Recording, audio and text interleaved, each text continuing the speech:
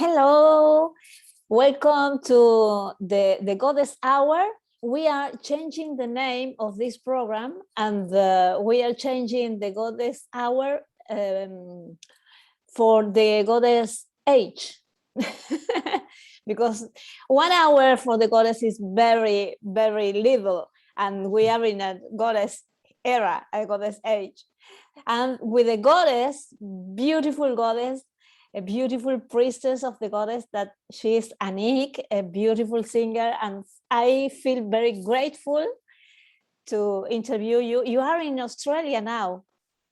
Yes, yes, it is around 2 o'clock on a Sunday afternoon.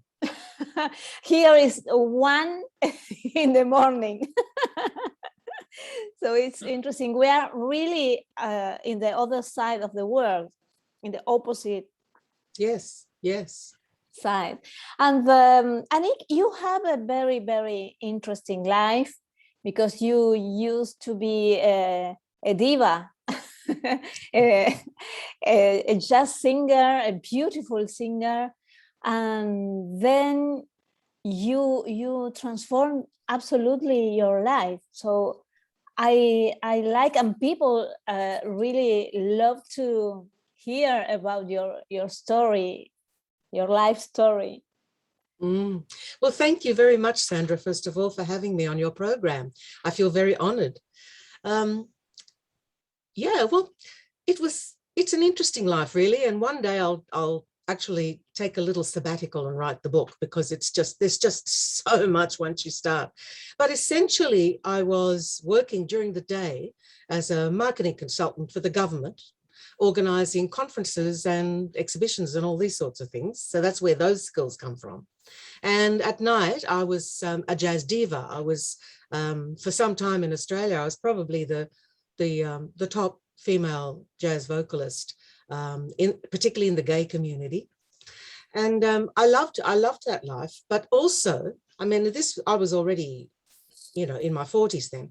But at the age of 28, Saturn return time, I had an epiphany, really, and realized that everything that I'd been taught about religion and everything else to do with the patriarchy was just completely the reverse of what the world is really all about. And so I started to look at the ancient feminine cultures, the ancient matriarchal, matrifocal, woman-led cultures. Mm-hmm. And I was looking at them from a feminist point of view, because what happened also when I was 28 is that I realized that the world wasn't good for women, that women were definitely not as well taken care of as the men were. And so I was talking with somebody about it, and they loaned me a book called The Women's Room, and by Marion something Zimmer, I can't remember her name. And when I read that, everything in that resonated with what I was feeling, everything. The main thing that it gave me is that it gave me an understanding that I have permission to be whoever I want to be, and coming from a kind of a very strict Middle Eastern kind of family, I had always been told that, no, I don't have the right to be whatever I want to be. So I went from very conservative, married woman, young woman in the suburbs, to radical lesbian feminist, because what happened is that the main woman that was speaking at all the meetings that I was going to was a lesbian, and she made a very strong argument for looking at ways of relating in the world and other ways other than heterosexuality. So as you can see, there's a lot in all this, and I'd been questioning that too, because I never felt attracted to my husband. I had an arranged marriage. I never felt attracted to my husband, never had an orgasm, And so when she was talking about, other options, my ears really pricked up. So I started to go to, she used to go to conferences and seminars and all sorts of things about women and addiction and all these sorts of things. And so one year she took me with her to one of these meetings. It was all women. It was amazing. I'd never experienced anything like it. Can you imagine coming from a repressed married lady kind of scenario to this amazing women's conference. You know how we are. And that was my very first taste, you know, of all that. And at that conference, there was a workshop called Addiction and the Goddess. Honestly, Sandra, I felt the hair on the back of my neck stand up. There was just, it was irresistible. I couldn't not go, because at the time I was smoking a fair bit of marijuana, and I'd started to think about that as well. And so I went to this workshop, and this amazing woman, she eventually became my spiritual teacher, gave this extraordinary workshop about the power of reclaiming the feminine within us, which is what we're trying to fill when we are addicted. This was her feeling, her thinking, and I completely agreed, because I'd always thought there's something missing. It used to be, you know, that I thought it was because I was abandoned by my mother when I was a little girl, because she wanted a boy and I was a girl. So, you know, we carry all this, don't we? And then when I went to this workshop and this woman spoke about the goddess and what that means to women, I was hooked. And she spoke about a particular book called The Great Cosmic Mother of All by Monica Shu, the late, great, bless your soul, Monica Shu. And I read that, and it was the original A4 monograph, not the thick book that she wrote with Barbara Moore, but all her work. And I still think that that small monograph, which was only about 100 and 150 pages, is still more powerful today than the actual book, which is kind of, I think, diluted a little bit by Barbara Moore's thinking. Monica Shu was radical, and my approach to the goddess is radical. And so I started to read everything that was in the bibliography. At the back of the book, she had some very basic texts that are very basic to goddess spirituality these days, and feminism. And I started to read all of those books. Some I didn't read, some were just so academic and so dry that I couldn't. But believe me, I read enough. And by the time I'd finished my own self-education, I realized that this is where I wanted to focus my attention. So if you fast forward now to age around about, I guess, 35 or so, by then I'd done 13 years of priestess training with my main priestess teacher, who was a woman called Thea Geyer, wonderful, she's passed now, bless her soul, and a number of other women, and one of whom was Kay Gardner, the most amazing musician in the US, and she's also passed here. Many of my contemporaries now are going, and I do think at times, wow, Anique, really, really do what you want to do, because time is moving. You know, I'm 74 now, Sandra, so, you know, time is passing. So I started to learn. And I started to learn through my teaching. The more I took a 3-year sabbatical out of what I was doing at the time, and I wrote the 3-year priestess training. I realized that what I wanted to do was to give women what I'd found, and the way then I put it all together to be a very satisfying and inclusive path for me. When I say inclusive, what I mean is I looked at many, many cultures and many, many goddesses, you know, always realizing that we are all one and there is only one, but she has 1,001 faces. So I started to look at all the goddesses, and out of all the goddesses, the one that resonated with me most was Kuan Yin. And so I began a dedicated practice to Kuan Yin. And through that, I feel that I found a very, very different place for my singing as well.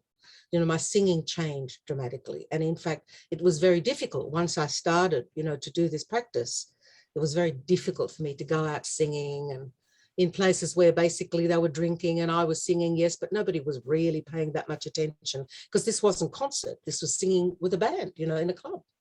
Yeah. When I did concert, it was different. Obviously, if I did jazz concerts and so on, but singing jazz in a pub, you know, that really started to become dissatisfying. So at age 50, I decided to stop. I stopped my marketing work, I stopped my singing work, and I dedicated myself completely to Goddess. And this is when I began my global travels. So I'm 74 now, so that's 24 years ago now. And I remember that it all began with the Glastonbury Goddess Conference. So how I got there is important. So I'd been singing jazz and I'd put out jazz CDs and had done all that stuff. And then, you know, when it started to occur to me that I really needed to get my voice out there, you know, I started to send out my jazz CD to people. And to goddess places, because I wanted to go and sing, but I didn't have anything goddess. And so I would send them my jazz CD and say, I do covers of, you know, this goddess song and this goddess song, you know, and so on. But I had nothing recorded. And back then there wasn't this, you know, I could have Zoomed with the producers of these conferences and festivals and just sang for them. But back then you had to send a CD or something. So I didn't have one. So it became clear that I had to make some sacred goddess music CDs, but how? But I had trusted by then, you know, so I just, in my meditation, I just said to Mother, this is what I need to do. I want to sing goddess music. How do I do that? Because as a jazz singer, I didn't read music. I didn't, you know, I've never been taught. I've never had a lesson. You know, I've always had a piano player that would play whatever it was that I wanted to sing and so on. So I said to Goddess, how? So in my daily meditations and sacred practice, I usually chant for about 2 hours every day. I do that. I've been doing that now for 50 years. And often when I meditate, I chant spontaneously. I chant other chants, like I chant along to CDs and so on, but I also sometimes just stuff comes through. And I never really took much notice of it until a friend of mine came to stay, and I invited her to join me in my daily practice. And after we finished, you know, she said to me, Nick, that chanting you did during practice, the ones without the words, that was just stunning. You know, why don't you record it? And I thought, why don't I? And so I got a little, it was way back when you used the cassettes. I got a cassette recorder. I put a cassette in and I just pressed record and I started to meditate. Well, you know what I'm going to tell you, don't you? I waited and waited. Nothing came through. And then, of course, when I'd completely forgotten that I'd put on the recorder, through it came. And it was my rendition of She Changes. You know, that one that goes, she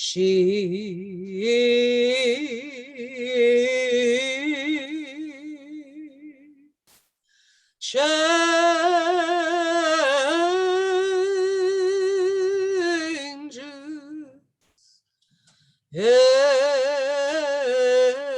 everything. She touches, and it goes on, it repeats, and there's another couple of lines. And interestingly, you mentioned to me before we started recording that you spoke to Z last night. Well, of course, she wrote that song. She wrote She Changes Everything She Touches. And I loved it. I've always loved it. But when I back in those days, when I was chanting, it wasn't taking me where I wanted to go. So when I was asking Goddess for music, I was saying to her, please give me music that takes me straight to you. And so what she did during that meditation is she gave me a chant I already knew, but helped me to share it with the world in the way that I felt it. And honestly, Sandra, that relationship, I can't call it anything else, that I have with Goddess is the most precious thing in my world, because I have absolutely no doubt, not one iota of doubt, that I have a personal relationship with Goddess.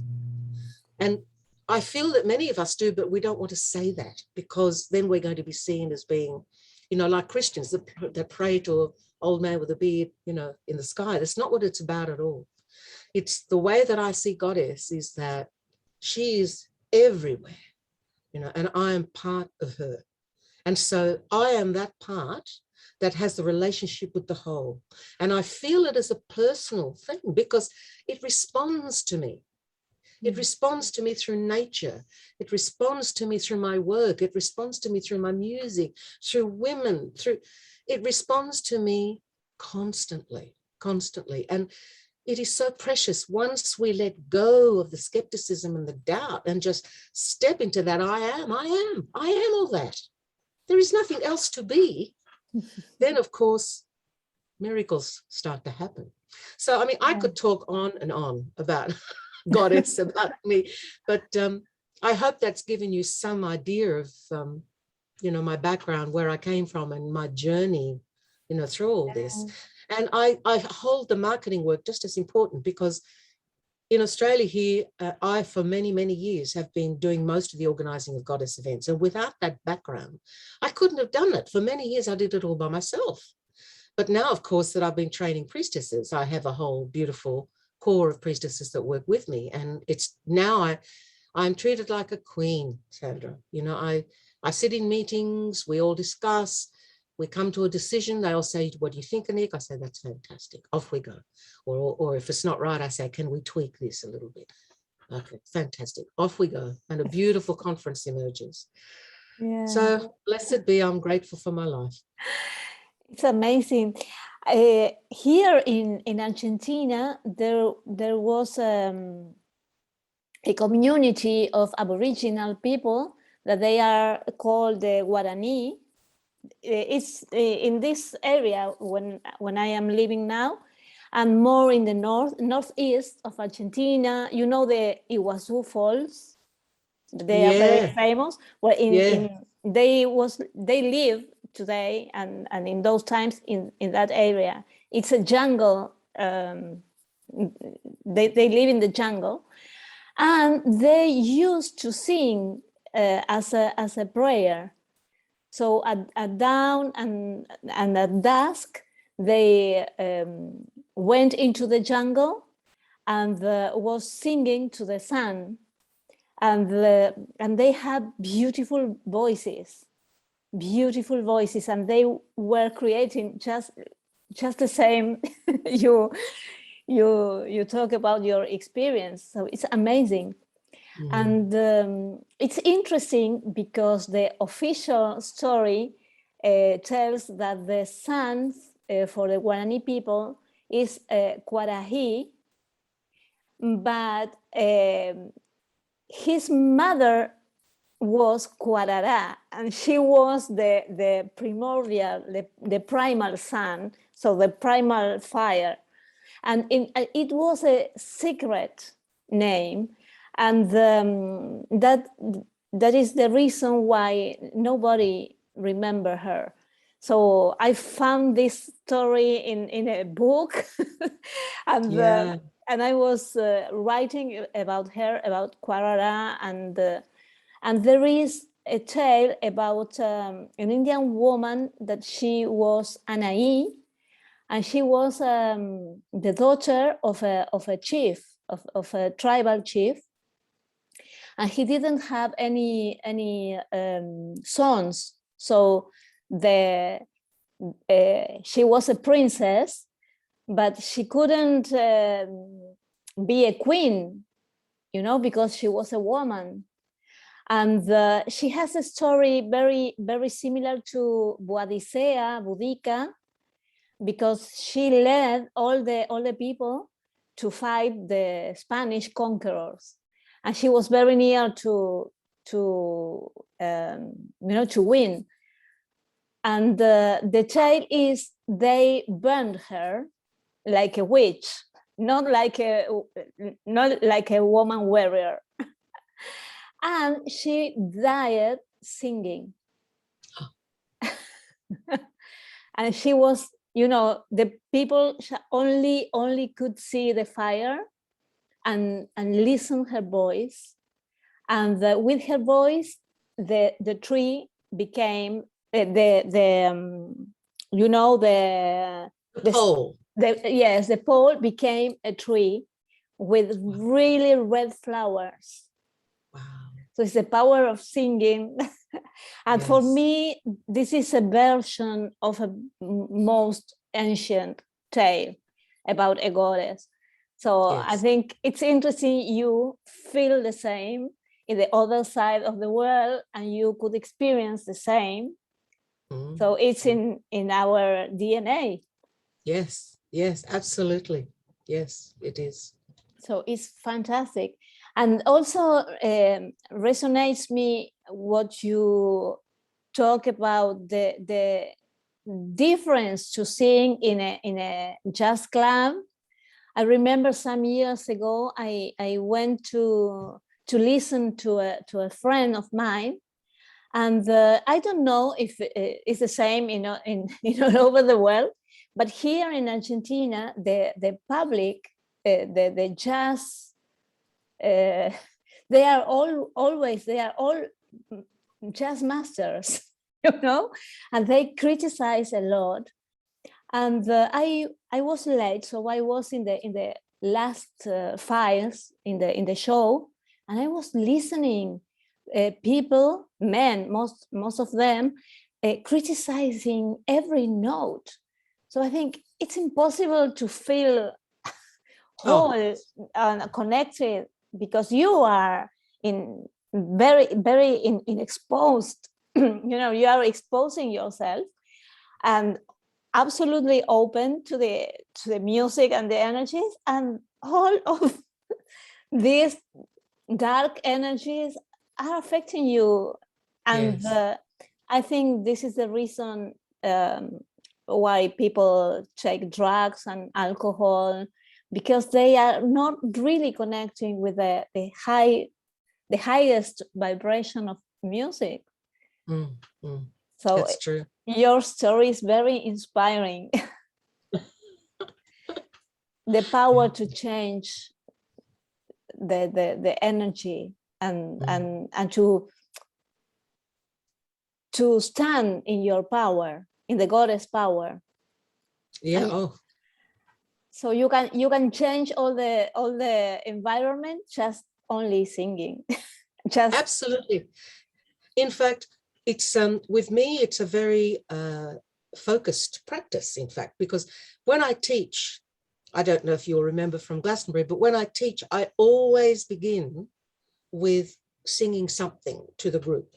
Yes. And the reason I do that is that I know that always in any group, there's going to be one, at least one, who is there to do what you just described, to criticize. It's a very interesting thing that I've thought about for many, many years, and I understand it very much. It's a yearning for connection with the teacher, a real yearning for that connection, to be seen, to be loved, by the teacher, but then feeling so unworthy that there's no way the teacher could love you. So you have to bring them down in some way. It's a projection. It's always that projection, usually of a bad mother experience. They will project onto the teacher. So over the years, I've learned that if I just sing, resistance melts. It melts the resistance in the heart, because that's what it is. They're wanting to love and to be loved, and they can't, and so they are negative. Yeah. Sing, I just sing to them, no resistance. And in fact, they are usually the ones that have the tears first. Yeah. If there's something that's, I always introduce into my workshops several places where I want women to cry, because if we don't release the tears of the heart, it causes heart disease. In Chinese medicine, we hold our grief in our heart chakras, and the tears of the heart are seen in Chinese medicine as perspiration that comes out on the nose and on the brow. Too much perspiration on the brow and on the lip in any given situation where there's no particular exertion. They are called tears of the heart. And that's because if you don't cry regularly, you will have heart disease. So when I sing at the beginning of a workshop, the resistance dissolves. And of course, what happens? The tears come out, because we all hold so many tears. And the reason we hold the tears is because we are so much in grief. And why are we so much in grief? Because we are furious. Beneath rage is grief. You know, it's just, and if women would just understand that, because we are full of rage. How could we not be full of rage? For thousands of years, we've been told lies, we've been suppressed, we've been abused, we've been ignored, we've been vilified, we've been made invisible. Now, look what's happening now. Now we don't even have vaginas, we have front openings. Yeah. I mean, you know what's happening in the world. So I always sing, and I encourage everyone to sing. If you feel bad, just sing. Even if you're in tears, put on a CD and sing with it. It's so critical. And so for me to be working with voice and with music and with songs and with singing, I just feel so privileged. I mean, what a sublime existence. And to be able to receive emails on a regular basis, you know, from, I received one just this morning. A woman wrote to me and said, Anique, I had to go in for a knee replacement. And I asked the doctors if I could put on your double album, which is all chants. It's all long chants. And she said, it pulled me through. It pulled me through through the operation, because she was having it done by local anesthetic. And so amazing. So I receive things like that from women all over the world all the time. And it makes my life, worthwhile. I'm fulfilling my purpose. And there's nothing better than that. And that's why I want women to come to me for priestess training. Because women who come to me for priestess training learn more about self-fulfillment even than the goddess. They learn a lot about goddess. They learn a lot about the ways and means of being a priestess. They learn a lot about facilitating spiritual experiences and beautiful events for their communities. They learn all that. But really what underlies it all, and what is so important, is that reclamation of who we are, the reclamation of our natural spiritual authority. We have natural spiritual authority by virtue of our bleeding, by virtue of our connection to the cycles of the moon. We have that spiritual authority. So let's step into it. And let's forget about helping the men. Let them help themselves. They are big enough and strong enough to do their own work together. Let's work with just each other, because until women are in a place of self-determined strength and autonomy, things will never change in the world. Things will never change. Men are not about to give up their power. Never. No matter, I won't get into that because that's a whole other rave, but I need to help women to reclaim who we really are. Just like you looked behind the god of the sun to find the goddess of the sun, so it is. We look behind the status quo and look at how we as women might live in this world, as women, as priestesses, as everything, as mothers. I think there needs to be a really huge look at mothers and mothering. Not every woman wants to be a mother. In ancient times, about 10% of the women wanted to be mothers. There were so many other things that women were doing. But now, of course, that's not the case. I mean, women were the agriculturalists. Women even built the houses. They still do in some parts of Africa. I mean, women did everything. Not every woman wanted to be a mother. And so to come into this world and be taught and told that that's all you can be, and to glorify motherhood to the degree that it has been, not to say that it isn't glorious, but to make it the be all and end all of a woman's life, no. And so there are so many layers to this, you know, there's so many things, so many guilts that women have to let go of. So many responsibilities they've been told they have to be, they can let go of. So many limitations, cross your legs, be a lady, they can let go. You know what I'm saying? So at every level, there's so much. That's what the priestess training is about. Self-determination, discovering, uncovering, absorbing, being goddess, and going out into the world and serving her by reflecting this and helping women. Yes, it's very inspiring because some days ago, well, I am very sad about what happened in Afghanistan. And all the time I think, well, how can we help them? How can we help those women? And you gave me the idea. So maybe we can sing. Maybe we can convoke a global singing. So I invite you to, so we can choose a date, maybe, and invite other women in all over the world to sing. And that would be wonderful. I think it's amazing. Sister, I'm with you. Great. So we are going to organize that. So we are going to choose a date, and because I think it's really lovely. I think you can do nothing against people singing.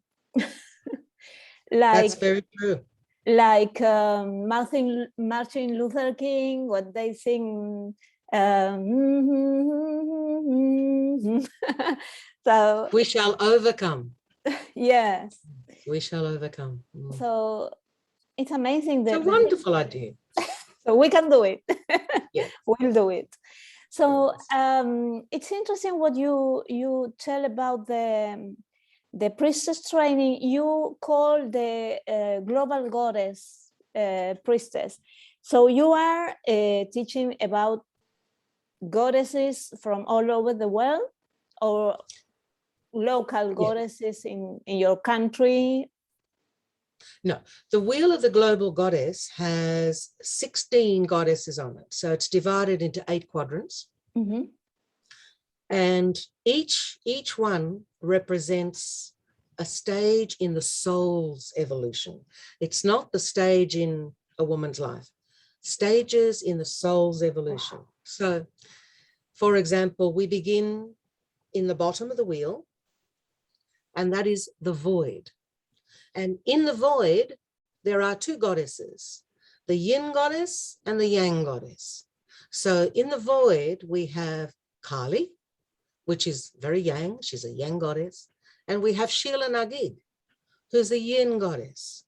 So the mythology that I'm creating around these goddesses is that Kali, we're calling Kali into our world.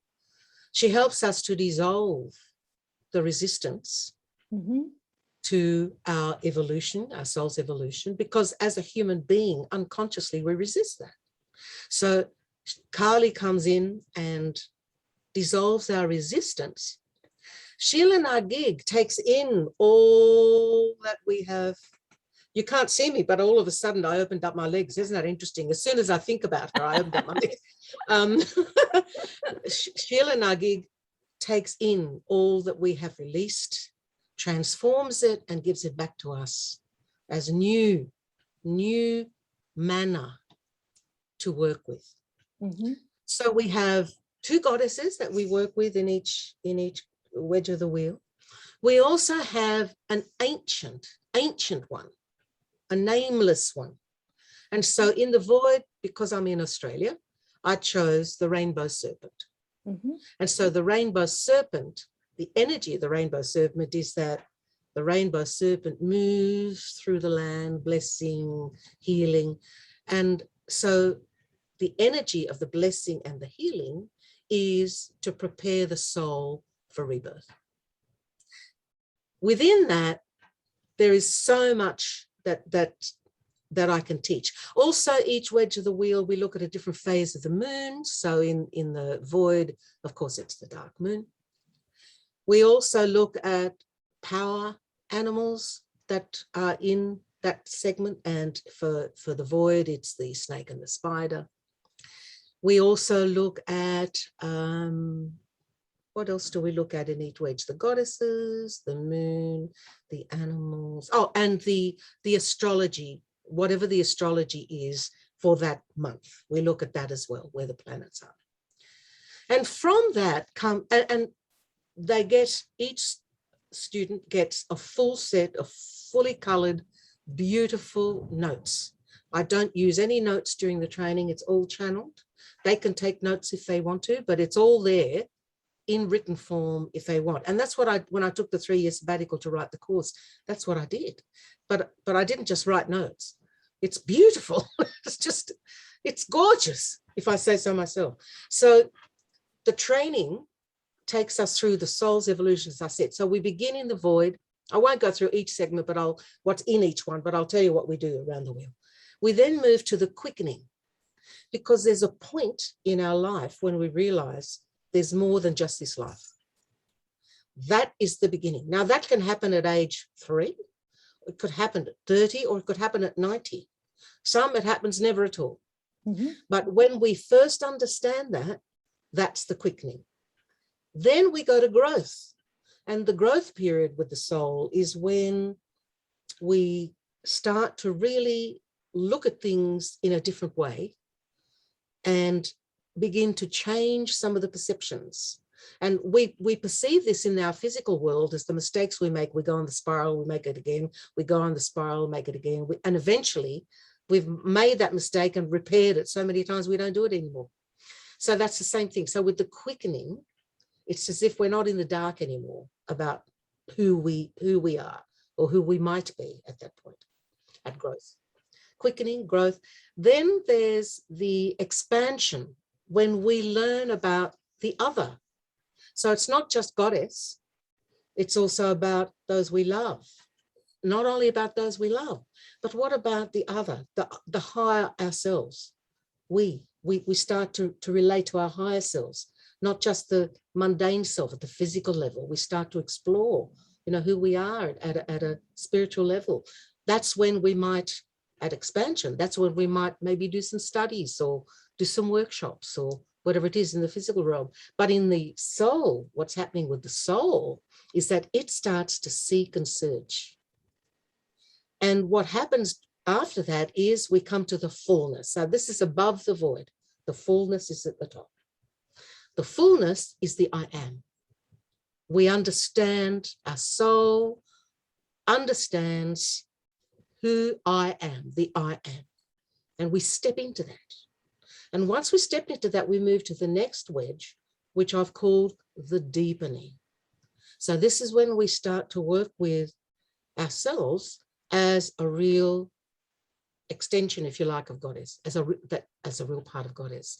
And the deepening, with the deepening, the soul then starts to release or connect with, is a better way of putting it, some of our archetypal memories. And that is when you can start having past life memories, because the soul opens up that portal and we start to get some information as to, well, what have we been? How has our soul evolved to this particular place?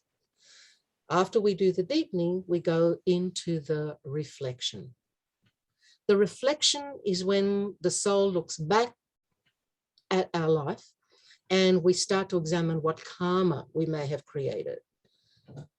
Also, at what karma we have brought in with us, because through the deepening, we start to get a bit of an understanding of what we might have brought with us.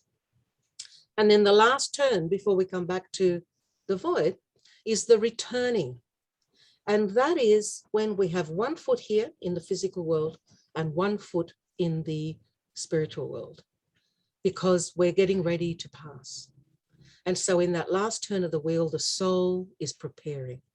The soul is looking at what has not been mended, whatever needs to still be done, whatever else is left to be done in order to be clear, a clear vessel, or as clear as we can possibly be, to return to the void, to again make choices about, well, what will our next life be about? So that is what the training is mostly about, looking at the esoteric journey of who and what we are. And it's extraordinary, Sandra. I am so grateful because all of this is channeled work. It's original work. You won't find it in any other book and so on. Mm-hmm. And so I feel so grateful that I've brought something new and viable and useful, into the world, particularly for women, because it's written using women as the subject and object of the work. So for me, that is just the ultimate. So you can imagine, along with that, I've written a lot of chants and little musical bits and pieces that we use. I mean, it's just, it's enormous. It's so rich. What can I say? Yes. It's important. It's important. I mean, the work you do too, you know, the work that we're doing to connect the dots of what was is so important. Yes. And are you giving the workshops, the training only in person, or are you working online too? The priestess training I will only do in person, but I've been asked by so many to do something online about the priestess training that I think what I will do next year, maybe beginning January, is to do a monthly, do the wheel of the global goddess over 9 months, which will be expanding on what I've just been talking with you about now. Yeah. And that can be like an introduction to the priestess training, and women can decide then if they want to do the priestess training. If that goes well, because I'm a bit reticent about Zoom, if that goes well, then I'll think about doing the priestess training on Zoom as well. But I don't know how I could do it. I don't know how I could do it because there's so much involved with, you know, working with the women. It's very, you know. It's difficult. Yes, it wouldn't be the same. Yes, because it's interesting to work online, but it's not the same. Absolutely. There are some things, for me, it's fantastic. I am experiencing and experimenting, and it's great, but there are some things that you cannot replace. That's right. The magic of the moment. Yes. And also there's so much chanting we do, so much singing and chanting. You can't do that on Zoom because it's all out of sync. So yes, it's a problem. Somebody told me that somebody is investigating a way to create a Zoom more in tune. So because it's a problem for all the musicians. Yes, it was a great problem. So I think maybe in the future, in the next future, near future, we can have the tool. Yes, because, I hope so. Yes, because it's impossible now. Yes. And well, I'm going to become your student in your in your workshop, because I love what you say about the process, the not only healing but the evolution process. I think it's very, very interesting to experience and very transformative, I guess. Oh, totally. Because I found, for me, when I understand something, I can make quantum leaps. But if you can't really understand something, or if something is not believable, then you can't make those quantum leaps. No. So yes. Amazing. And well, I'm very, and I think people also feel very anxious about your priestess convocation. Yes. Now yes. Well, it's what I like to say about it is it will happen, just when I don't know, but it will happen. Yeah. So basically, it's still going ahead. Absolutely. We still have, most of the people who bought tickets have still got their tickets. Those that have said want to be of service. Some have decided that they may not be able to, but most, again, are still very happy, to be involved. And we've negotiated with the hotel to not be penalized at all, if we postpone it till October. And so everything will just go ahead as it always was meant to go. And hopefully it looks as though our government will allow us to travel overseas by the end of the year, probably, or early in the new year. So I have a tour to Egypt that I'm leading. I'm thinking of doing it in April. And then we will also go to Crete in April and meet with any of the other women sisters involved from Europe to come and meet us, in Crete, and have a meeting and do a blessing and re-energize the flame Yeah. of the convocation. And I still see it as a very clear vision, us all there. And in fact, even better. Better. I think so.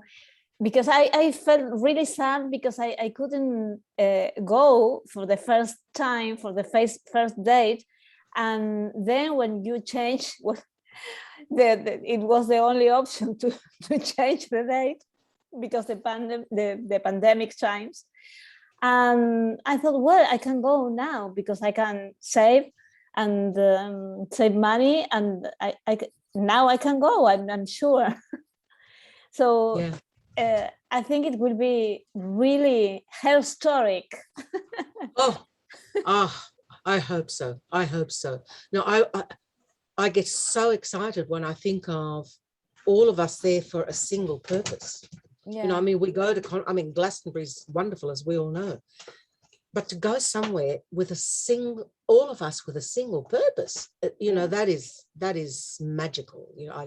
That is powerful. That's never been done before, and I'm really excited to see what happens. Yes, and the Crete is also a place, very mysterious place, and many of us feel called to go there in some part of our lives. It's like Glastonbury, I think. Yes. Yeah, I think it's a cauldron of transformation, Crete. It's there's something in the land, there's something in the waters around it, there's something in the olive trees. It's my partner. Hello.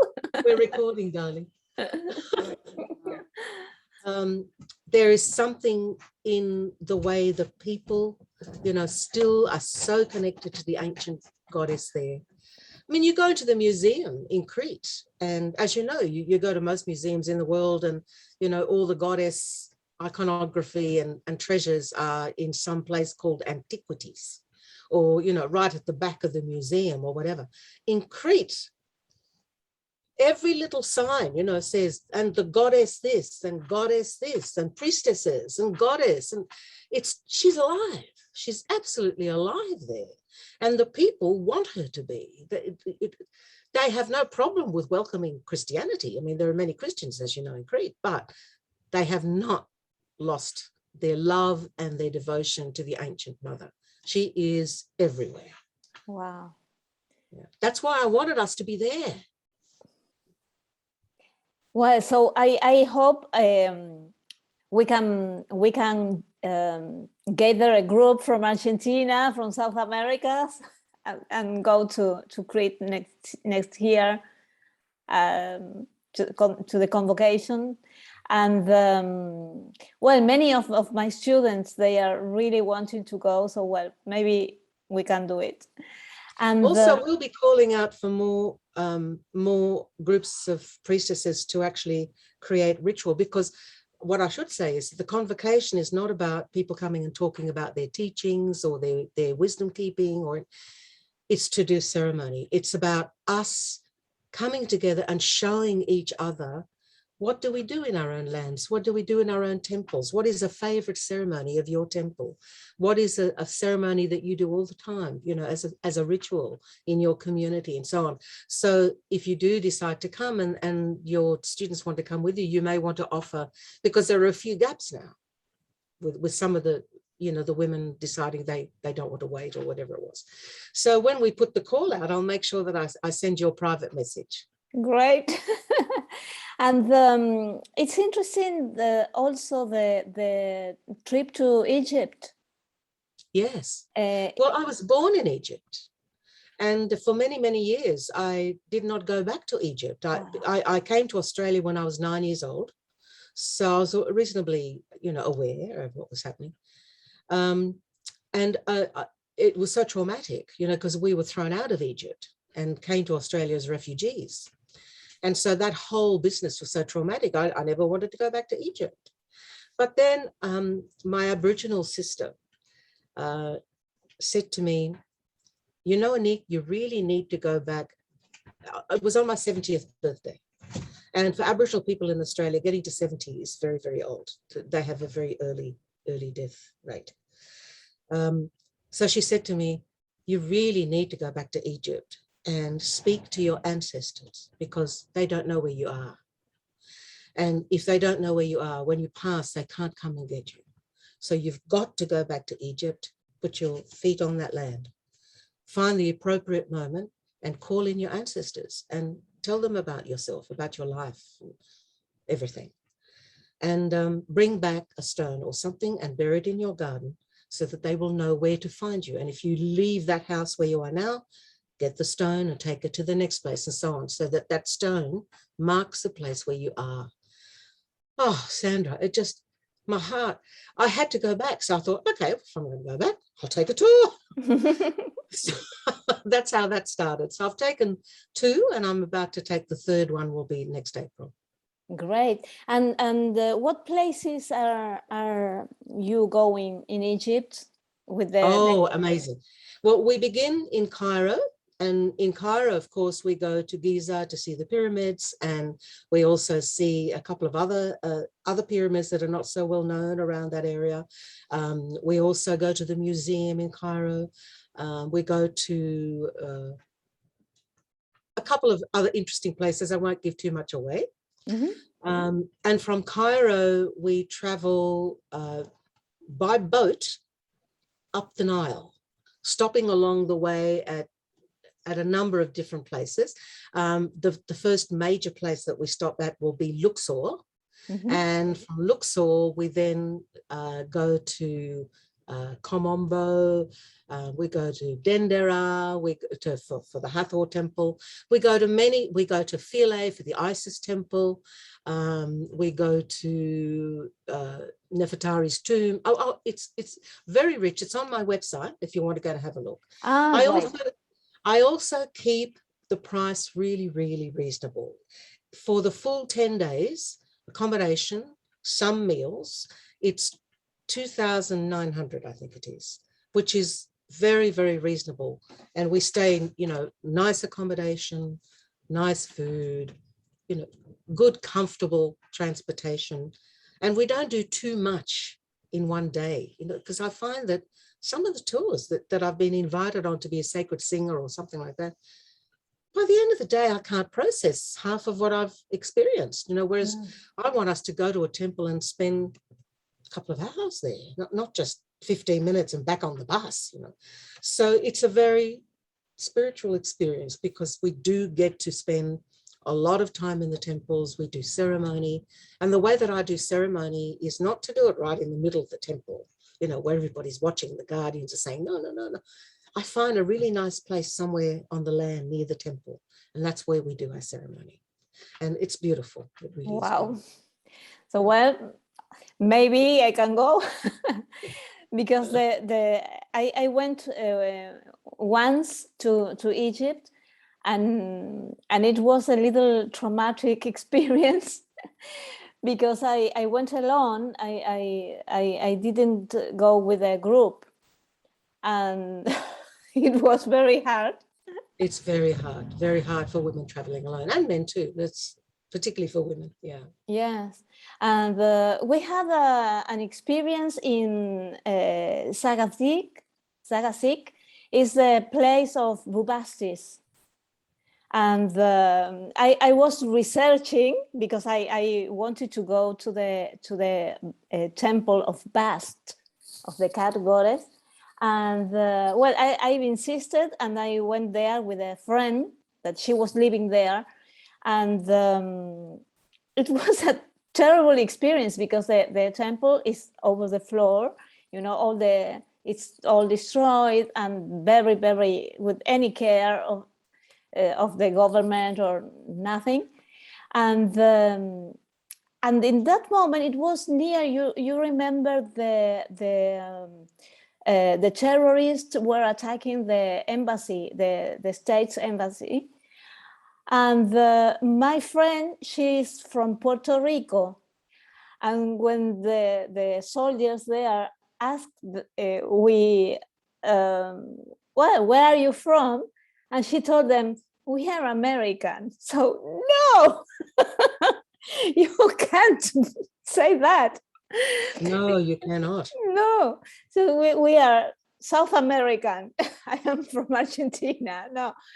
And when we walk between the pillars and all the rests of the temple, it's not a touristic place. And there were, I think maybe 10 trucks with soldiers, Yeah. and they were escorting us to the out of the town. And it was really frightening because they didn't go the way they choose to go in very tiny streets, and it was unnecessary. So they were really frightening us. So we don't know, we come back here, Yes. And in a moment we thought, well, where are we going? So we were fantasy about being kidnapped. It's not a fantasy, actually. You were very lucky. Yes. I've heard of horrific stories. It really, if you want to go to Egypt, you have to go with a group. Unless you're an Egyptian or an Arab, you have to go with a group. Yes, I learned a lesson. And also to go to the temples, to go back to the temples with other priestesses and celebrating ceremonies and singing there to reawaken the goddess energies. Yes. Oh, yes. It's very necessary. And also in Alexandria, in the place of the library, yes, I experienced really the energies of a temple. Like the library was indeed a temple, a goddess temple. Totally. Yes, yes. And I was crying, and I was, wow. Yes, I was very, very moved when I went there too. I could feel it very powerfully. And we went to a hotel that it was in the place of Cleopatra, was giving an obelisk to Marco Antonio. Oh. In the place of the obelisk now is the hotel. So when so we are in the obelisk, in Cleopatra's obelisk. That's the thing about Egypt. Everywhere you go, you're in a history book. Everywhere. Yeah. So well, I really like to go with you. I think it would be a really amazing experience. So well, I pray. Yes, I please. pray that you will be with us. And I'm going to write in the description of the video the link, so they can join also some of the experiences. That would be wonderful. So great. Thank and you. The time the time goes by. It goes quickly, doesn't it? Yes, and I like to ask you for the to say, as a way to say goodbye, to ask you a song. It would be my pleasure. I will sing the chorus and just one verse of We Are the Priestesses of Old, okay? Yes. Because otherwise that's 18 minutes long, but that's just 3 or 4 minutes. Okay, thank you. Before we finish, Sandra, thank you so much for having me. It's such a pleasure to see your beautiful face, and I look forward to when we can be together again. And I send blessings out to all of your students, to everyone who's watching this program. May you always remember that we are the priestesses of old. We are the priestesses of old. We are remembering. We are remembering. We are the priestesses of now. We are reclaiming. We are reclaiming. We are the priestesses through time. And we are glorious. Yes, we are glorious. We are the priestesses of she. We are eternal. We are eternal. There you go. That'll do. Thank you, thank you, thank you. It was a great honor for me to have this beautiful talk. So blessings, and I think, well, I will invite you again to come back. Yes. And well, blessings, love, and have a beautiful time. And You thank too, you. Sandra. Thank you, Big everybody. love to you. Bye. Bye-bye.